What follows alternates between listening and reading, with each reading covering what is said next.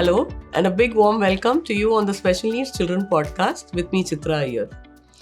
Every once in a while, we meet a parent who does not just walk the journey for their own child, but quietly lights the path for many others. Today, I have the joy of speaking with one such parent and an educator, community builder, and deeply compassionate human being, Shoba. Many of us in the special needs community know SOPAN, the school built with love and vision by Shoba and Dr. Lal with all of their trustees. But what touched me even more was how their work did not stop at schooling. They saw the children grow up into young adults, and they asked the question that every parent eventually asks: what next? From that question came a vocational center, and more recently, a respite care center, space of safety, dignity, training, community, and joy. Today, we are going to go behind the scenes of that journey: the doubts, the decisions, the courage, the challenges, and the beautiful moments that made everything worth it. My guest today is Dr. Shoba Srivastava.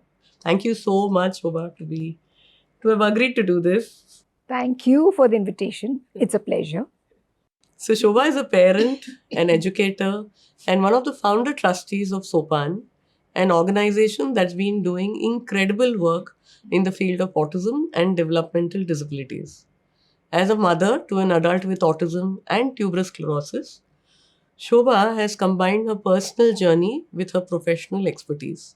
She holds a PhD in education with a focus on autism and has been deeply involved in setting up and expanding SOPAN school, vocational, and respite care center over the years. She has also played a key role in building partnerships and raising funds to support SOPAN's various initiatives, from creating livelihood opportunities for individuals with disabilities to organizing exhibitions that showcase their skills and talents. Her ability to connect with people and bring the community together has been one of the driving forces behind SOPAN's growth and impact. Shobha also teaches at SOPAN's Suvidya College of Special Education, contributes to research, and works with international initiatives like the Tuberous Sclerosis Alliance of India and the Global Tandem Consortium. What truly stands out about Shobha is her deep empathy, practical wisdom, and the quiet strength with which she has built and sustained meaningful spaces for individuals with special needs and their families. So let's begin, Shobha. Yes, let's do Your it. journey began long, before all the vocational center or respite care homes that conceptualized with Dr. Lal and your whole group of, initial parents and trustees. So, can you please take us back to those earlier days? How was it? How did this whole vision and this journey come out? Schooling alone is not enough and we need something more. When did you come? When did you all reach that space? Okay, I'll go back right up to 2002 when we started, because that is when the whole concept came about. We were part of a group with another school, and that is when we felt that we must branch out on our own, because Dr. Lal had the expertise, so much of knowledge about this. So under her able guidance, we formed a group of trustees, and we just decided to just set up a support group. That was really only the plan.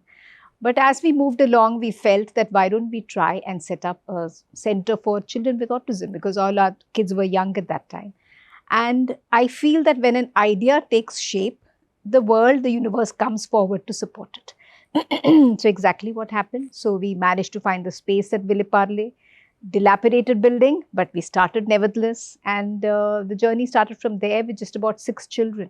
And till today, Samarpan is still our flagship project, because that is a school for autism where they get all the therapies, the education they require, all the teaching methodologies which is happening abroad, that is happening in our country through Samarpan and apart from other institutes.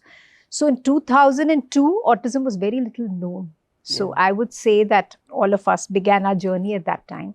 And that time, even I was not even a professional, that is, I had not done my B.Ed also at that time, but was very deeply committed towards the cause with the rest of the parents. And since then, we never looked back, because after Samarpan, we straightway jumped into human resource development programs, where we decided that we must do parent training or professional training, in-service training for professionals. Now, that is still continued very beautifully. short-term programs in autism, and now many others taken over by Suvidya. 2010, we were chucked out of that building, said that please go out from here because it's in a dilapidated state. With a lot of effort from the trustees, we managed to find space in this new building, not new anymore, but new then in 2010, which is at Jogeshwari East actually, and now technically called Andheri East. But we moved there and I felt that, suddenly the doors just opened because, the BMC came forward and they said, why don't you set up a similar setup for children with other disabilities? And we realized we had to expand beyond just autism. And that's when that center came up, which provides free services to children, from the low socioeconomic strata in that area. Right. And we have many children there and they get the same level of services. Then we started community-based early intervention, which is at Jogeshwari Vikhroli. There is a temple there and we offer services 4 times a week in the afternoons for 0 to 6 years of age. So that moved on. And then, as like you rightfully said, in 2015, we started looking at options for, setting up for adults what to do. So we started with an adult computer training program, which is still on. That is also on. And also Suvidya came through at that time. And both these things started in 2015. And they have grown beautifully. And then Saksham took, shape in 2022, I would say. Before that came our Panvel project. We had tried to look for land. Yeah, so it has been a steady, like I said, growth, one after the other. And Panvel came up, which has the respite care, like you said, and the second leg of Samarpan there also. And the Suvidya College has just been moved there. Otherwise, we were operating from here. So all 3 are operating from there. And growth is on in all directions. I would say Suvidya has its own trajectory. And Saksham is doing very well at Kandivali, which we've set up. So earlier, all the kids were at Samarpan, but then we moved them gradually out. And now they're at Saksham. They're doing well. They've settled down well. Safe, beautiful place. So I think opportunities come, and the idea is to just grab it and take it up. That's important. Brilliant, yeah. I mean, this must have been so challenging at that time when, as and when things keep coming at you, I guess having people, having the resources around is the big thing. So my next question coming to you is, how did you go about looking for space? Because everyone, wherever I've been speaking to people, the first thing they say is, yes, I'm suddenly told that you have to move out. So what did you do? How did you land up with getting so many spaces? Yes. It's not just one. I'll start with the Andheri one. The Andheri stroke Jogeshwari. Yeah, it's called both. So basically at Andheri, we managed to find that building was not even commissioned at that time. Okay. But because we were thrown out and there was a strong reasoning for us to go, we managed to just get the ground floor. We cleaned up the place. We kept watchmen because, it was a new place and our children needed safety and all of that. Then the MCGM said, take one more floor, but you start this center for us. So we've got now 3 floors because at some point in time, Samagra Siksha Abhiyan also came in. And they said that, we'll give you the space on the ground floor. You utilize it and create, a therapy unit for children who are coming to our MCGM schools, but who require the therapy. So, we are lucky that we've got, the ground floor plus, which is also shared by Akanksha and 2 floors there. Then the Panvel is something which we did a lot of work for that because, we had to apply to SIDCO and they had decided to carve out something for a school for autism. So a lot of applications with SIDCO, a lot of hard work has gone into that project, which finally opened up actually in 2019 finally. 18, 19, the papers were finally finalized and it was given to us. It's on lease for 66 years or whatever. And 2020, we started construction with a good donor partner and COVID struck. So it was challenge after challenge after challenge. But luckily, very strong donor partner. So we managed to finish it by November 2021. So of course, sustenance of the building, the further projects which are going to be offshoots from that. I mean, there is a lot which is happening there also because Panvel is an area where a lot is required. Let's look at it that way. Yeah. So that is there. So there are challenges constantly. What about the finances? That would have been a huge leap, doing so many projects. Yes. Every project Actually, the biggest challenge is financial, actually. So let's say that we have again been lucky there, because the universe, I feel, somewhere where the intention is pure and where you are out to do a good job, you want to do something for society, and it's a very pure intention. So therefore, it finds its way. So I remember till now, the first month of Samarpan, we had actually money just to pay our teachers only for 1 month. That's all. And we had no idea what we were going to do after that. But suddenly Give Foundation opened up and they said, okay, fine, we'll give you some amount. And then one after another, a lot of individual donors came forward in the initial years, which slowly morphed to corporate donors, because you see, till you pass 3 years, that is your I1, that's your Agni Pariksha. Yeah. So 3 saal baad, then corporates look at you, and then of course 2013 the CSR Act also happened, which opened up many, many doors. But it's a constant struggle to raise funds. There's no doubt about that. And plus, what comes with it? Your work, of course, is there, but there is due diligence. You have to submit your reports, whether it's audited accounts, or it is a narrative of what you've done, which has to be appropriate and transparent. And that is, that has been our strong point, I would say. Shoba, continuing from the finance, one of the biggest challenges I think anyone faces is in terms of staffing and, hiring the right kind of people. So, how have you been able to get it right in terms of whether it's educators, therapists, caregivers, trainers, who all share your philosophy, your patience, and you have certain qualities that matter to what you want to adhere to. How have you cracked that? Staffing is a constant, actually, source of stress, actually, because every year we find out towards the end of the year if somebody is leaving or not. I would say we've been lucky that we've been able to retain our staff. With staff, I feel there are 2, 3 very important things. One is, of course, compensation, which thanks to the CSR support we require, it is never enough for them. But we've been able to pay them a decent amount. Second, most important is to keep them motivated. So at the beginning of the year, we always have a staff motivation program where we actually take them on and we bring them together. We discuss problems. We keep an open forum where people can come to us, they can talk to us, and we try and solve those problems. That is very, very important. And, the net is wide.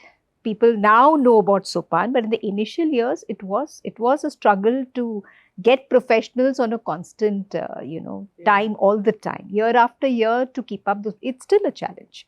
But I feel the biggest thing is motivation. I feel, if you keep an open, book and you're able to talk to everybody when they come up, then it works differently.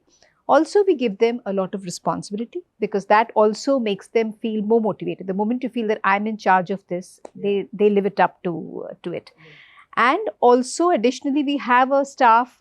It's compulsory that they do the short-term course in autism with us, because you were talking about our philosophy. Now that has to be transferred to every staff, because what we believe, how our students should be trained, that should come into every staff member, whether it's in terms of teaching them, or how you deal with them on a day-to-day basis. There has to be an emotional connect. There has to be a good professional rapport.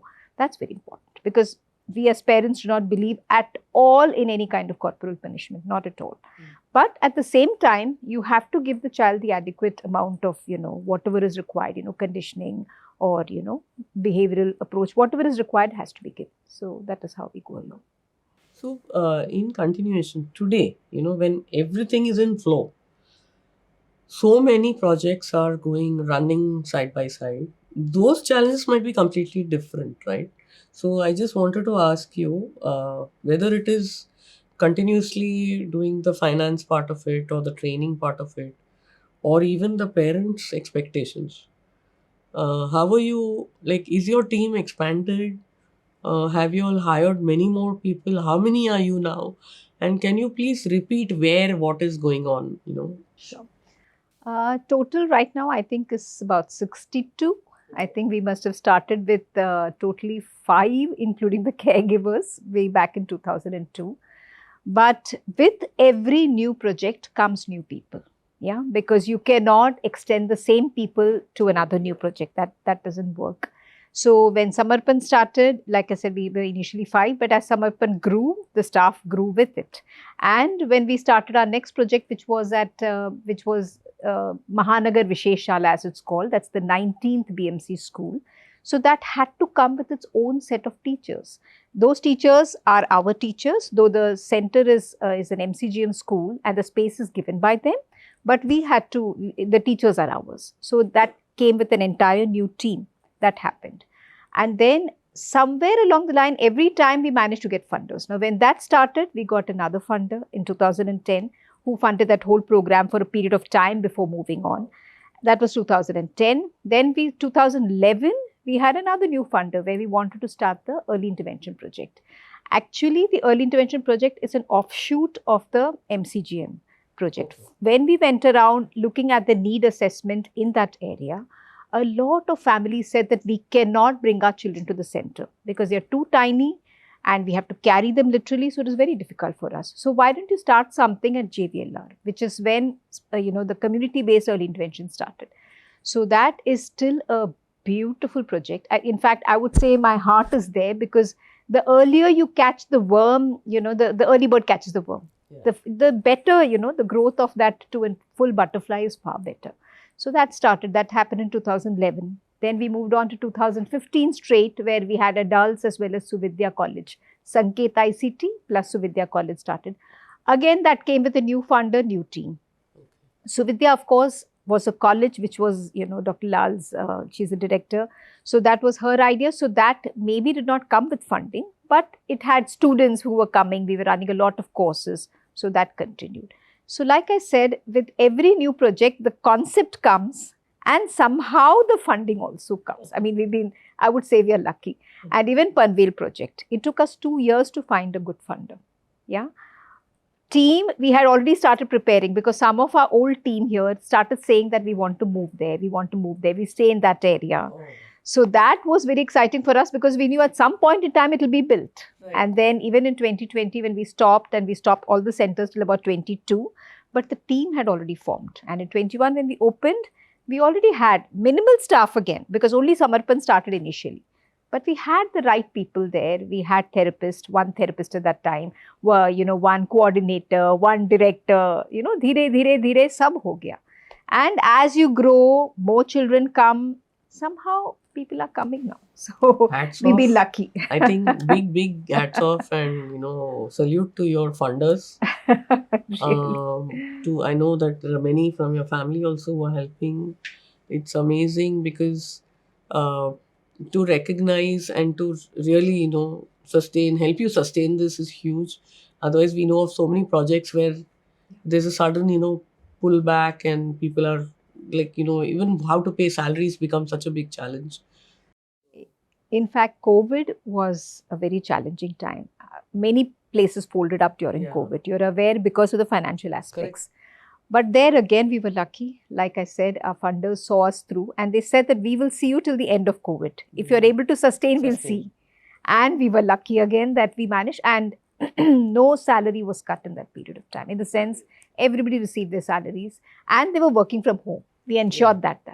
Yeah, everybody was doing online. Every child was getting there, whatever they were required. Parent counseling was also happening. So all of that continued. So I would say that. Fabulous. Yeah. Really. So the next thing is that, when parents come to you today, right, as they keep asking you and they're observing, and obviously, you have such a good name that from somewhere or the other, people hear and they will land up at your doorstep. What are they still asking you, especially when they're coming as young children? What are they asking? And if you could also share about the impact that, Samarpan has been able to create in so many of the youngsters who have become adults today. Can you please share a bit? Sure. When a new parent comes, when the child is very young, I feel the first thing is I can see denial written all over their faces. I think we've all been through that. And denial is a very powerful emotion to go over because there is a sense of helplessness, denial. I don't want to accept it. I don't want to get into this. So that is where, along with discussing their child's report and starting off the program, we do parent counseling, because that I feel is the base of all programs. If you don't empower your parents with knowledge and with what will the trajectory of their child be in their life, I feel that empowerment does not happen. And what happens with parents is there is a lot of burnout. They overdo it with their children and the other responsibilities which are there at home. So I think somewhere along the line, they forget also to take care of themselves, right? So during our counseling sessions, we always tell them, child comes first, no doubt, but you must take care of yourself. And the worries are constant. Will my child go to normal school? That's the only question which comes in the initial years. Will he ever be getting back into mainstream education? Will he be able to get a job? Will he be able? What will I do? And then as the children grow older and they settle in the special school, many of them go off to mainstream education, and we are in touch with many of them even now. That's the lucky part. But as they grow older and they settle into a special school, the next is what will happen next? What about the future? I'm very worried about my future. What will happen after me? So again, a series of counseling sessions, because then comes puberty with all the hormonal, rushes in the body and the challenges and the behaviors which come with that. So at every stage, we do counseling for different groups. So in a month, we have, I think, about each center has 2 counseling sessions which are done. And some of them, I have also attended, and one or two of them even I have done. But it's very important to do that counseling, because the moment they come to a group, they feel so much better, that, okay, I'm empowered. They go back stronger and they do it. So, I wanted you to share that when, people are listening to you about what is this impact that Sopan, Samarpan is creating on children, how has it actually helped? If you could please share that story, that, even your personal story, if you can share what has happened, what comes to your mind, what makes you feel so overjoyed when you look back and you say that kids came in a particular way, parents came completely, like you said, in denial. Can you please share some stories? Sure. We've had, we had a couple of brothers, 2 brothers who had come, who could not walk actually. And they came in the arms of the parents. And within a couple of years, both were walking. Wow. And they went out walking, and with so much of pride. We've had children who come to us very young, and we are able to put them back into mainstream education. I think that is something huge, because they've come to us in early intervention where the child is really young, and luckily we've caught all the issues which are there, and then they moved on to mainstream education, and today education is opened up. Earlier years that was not there. True. But still, we've had so many cases where they came to us, we managed to give them the education, and they have gone back into mainstream education. So that is, I think, a huge thing.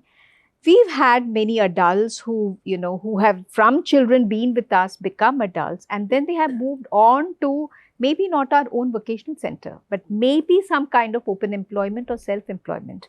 And we are still in touch with them. And it's nice to see that now some of them have got on to social media and we are connected to them, where that connection is also strong. So, of course, with my own child, it's been a beautiful journey, because initially, again, all of us go through denial. But the idea is that opportunities come in life. And I think that I must say that to parents also. As it is, parents are extremely stressed out with their own child. It's very difficult to just look beyond that. But when opportunities come, it's difficult to say, can I go that extra mile and do that? It's very difficult. But if you do it, right, and it's very difficult to think beyond your child also, that is also there. But if you do it, then everything gets taken care of. Your own child is part of the flow, and everybody gets empowered together. So I think that's a very beautiful feeling, There is a very good feeling of achievement that parents have progressed so far, children have progressed so far. So that achievement is difficult to compare with anything else.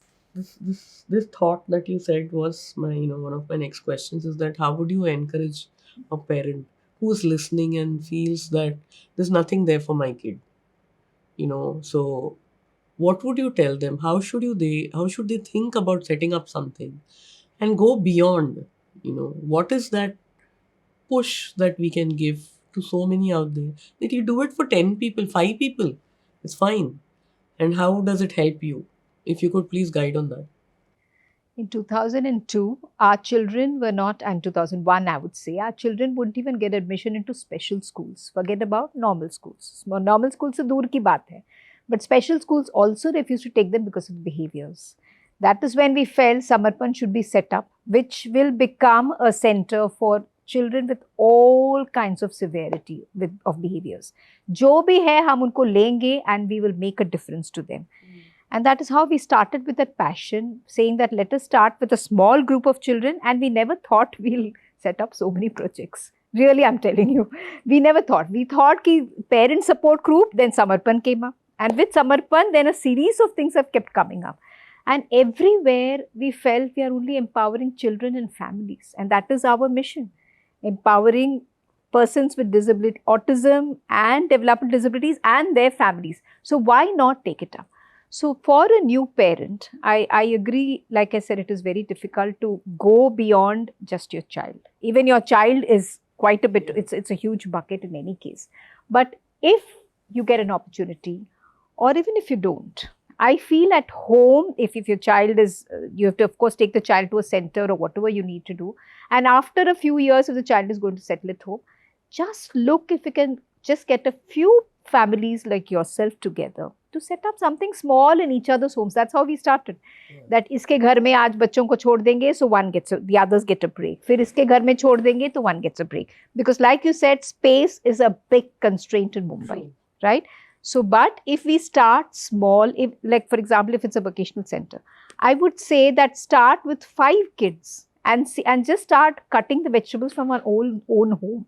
Nowadays, you get those super cutters and you can get one teacher or maybe just an assistant teacher to start with. One important thing and one of the main objectives of SOPAN is to create community awareness, because an aware community makes a huge difference when you do work like this. So it is important to empower people through community awareness programs, which we do with many other NGOs, where we have a lot of programs during World Autism Awareness Day, or whether it is Disability Day. We have a lot of awareness programs which empower the community to come forward, because the community is the one which gives us the resources, the people and everything you need to run any of the projects which we have. So it's important. And when I say networking, it means networking with everybody. True. General community plus the people who are in some kind of positions, companies, corporates, government, very important. So it is important to, network with everybody. Absolutely. That whole thing about, one individual can't do it and the whole village has to get together. It's a team. Yeah. Maybe there may be no growth beyond that, doesn't matter. But you've got a group together. You've got an empowered group together where the students are, where the children, I won't call them children, the adults are empowered, the parents are empowered, and there is a sense of togetherness and a group, which comes together. Yeah. So then more ideas flow. Yeah. It's not one person then. So mutti hamesha better than one. Okay. That is. And then the friendships happen, and we've all been through that. Yes, absolutely. So Shoba, you've shared so much, there's so much happening. There is multiple things going on. So would you like to share about what the future, what all are you going to unravel? What is coming over the next decade, if I were to ask? What would you say? Decade is very long. But I will say that, growth comes in 2 ways. One is stability and the other is starting new projects. Now, both are equally important. Now, like you said, we've already got 8 of our own projects. So that has to, they are quite a number of them are stable, but more stability, more better systems that, of course, the strengthening of the system is also a form of growth, right? That is a big form of growth. Yes. So that is necessary. And new projects, I look at, of course, Panvel now looking up to be a big area of for us maybe, and because Suvidya College has just shifted there. So definitely more training, because Panvel requires a college with special needs. Apart from Lipid, of course, they are there. But I feel for autism, I think a big opening will happen there, where we not only look at the B.Ed, but we look at a lot of other short-term maybe training programs or courses. So Vidya will have a good thing. We are also thinking of setting up one more vocational center there because we've set up Samarpan there, right? One is there. So the school is running, therapeutics, There are everything two is running. schools now. So there are two One is Samarpans. Samarpan Yes, here one at and Andheri Samarpan 2. and Samarpan. Similarly, Saksham 1 and Saksham 2 is what we are planning. Oh, lovely. Yes. So Saksham right now is Kandivali. Is Kandivali, which is So the you will set vocational up center. Saksham in Panvel. Yes, that's So right. Vidya is already in Vidya is Panvel. already in. The respite care Saisha is also there. Is also in Panvel. Yes. So And each one is catering to roughly how many students? see, the Samarpans cater to about, each of them cater to about 50 kids, definitely. That is who come regularly to them. Right. But the ones who come for only assessment, only therapeutics, only counseling, the number is much, much more, right? Yeah. And vocational center, like I said, it's started. So we've got about 20 kids there, 15 to 20 kids who are coming This there. is at Kandivali. Kandivali, right. Which because is what we you just are opened up. replicating Yes, there. we'll be replicating there. Now the thing is, of course, Dr. Lal has, her trust is coming up with the building there very close to ours actually. So that is where the vocational center is going to be. Okay. Yeah. And so Vidya, also, I think you are one of the colleges that offers specific dedicated courses for autism, right? Absolutely. So the BA in autism, like I said, that was Dr. Lal's, dream project, and it has come to fruition beautifully. Fantastic. So in autism specifically, I mean, it is of course been done by the RCI, the whole syllabus. There is a process to it where she was deeply involved and many other professionals were involved. That continues to be. But apart from the BEd, we also run the short-term courses, which I said in service, which also parents join in. In fact, one thing which I would like to say is during COVID, we thought that the short-term course would not run at all. It had exactly the opposite effect. We ran 3 in 1 year. We normally do only 1 because there's so much of other work, we're unable to do it. Yeah. But we're all sitting at home and we started getting people from all over the country. Enrolled. Because earlier it used to be face-to-face. Yeah. So people couldn't come to the center. Then we realized, let's move it online. And that has continued 3 times. And that's when we realized that's when I think we all recognize the power of digitalization. I never thought it had so much of power, but that opened our eyes. So, online. So now the course is very popular. So it's. And in terms of the short-term courses, are you also looking at running something specifically for caregiver training? Because there's going to be so much of demand all over the country for caregivers, especially for residential projects. Yes. So are you all looking to structure something? We have not formally thought in that direction. Right now, we are looking at short-term course in autism, learning disability, and the shadow teacher course.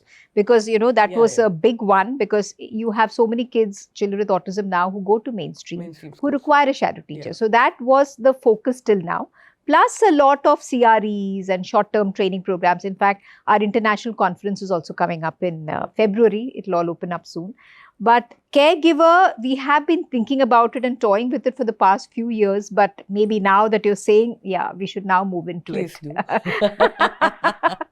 Oh, you have people better than us who have been running it and done a good job. I think every single state, every single city, the more we have, I think there's no dearth of families who need caregivers. Yeah, demand and, is especially somebody like y'all with the kind of quality that you want instilled and the philosophy that you drive into people should be really, really helpful for everyone. Well, we should then, I think, dive into it. But yeah, you are right that demand is far higher than supply. To get a proper caregiver who genuinely cares for the child, is very difficult. It's good. It's easy to get a clinical one who just comes and does it. But that connect is very, very difficult to build. I understand. So this was fabulous, Shoba. I think you've stated out pretty much very clearly what all you plan to do going ahead. And I can only pray that you get all the resources to sustain. And, your journey primarily reminds us of, how you have a thought in your heart and the families who've been with you. All of y'all came together and it was such a strong moment that, it gave shape to whatever you all were dreamt of. going ahead with SOPAN, with the vocational center, now with the respite care, and then the college. There's a lot that you all are doing, and I hope people who are listening uh, can reach out to you for whatever state that they are in, and they would like to come back to you to get in touch. We will share your details, and to every parent who's tuned in, especially to those who are talking about being in that crossroad of what after 18. Since I've been focusing more on the vocational part of it right now, I just wanted to say that, hold on, learn from what Shoba and her team have done. Go ahead boldly and do. Start simple, start at home, right? And as she said, Kainat will give you everything that, you ask for, and it does happen. So, thanks for listening in to everybody to the Special Needs Children podcast. Please do, you know, keep staying strong with whatever you think you need. Reach out for help. And there are people like Shoba and her team and many others who could be around you. All you have to do is just reach out to them, and do subscribe to the podcast and listen to everything, and hope this is helpful to you. Thank you so much, Shobha. Thanks a ton for your time and for sharing everything so beautifully. Thank you so very much. Thank you. Yeah, this is a beautiful platform. And I hope you reach out to many, many more parents because every podcast is so unique and so beautiful. Thank So you. thank you. Thank you so much.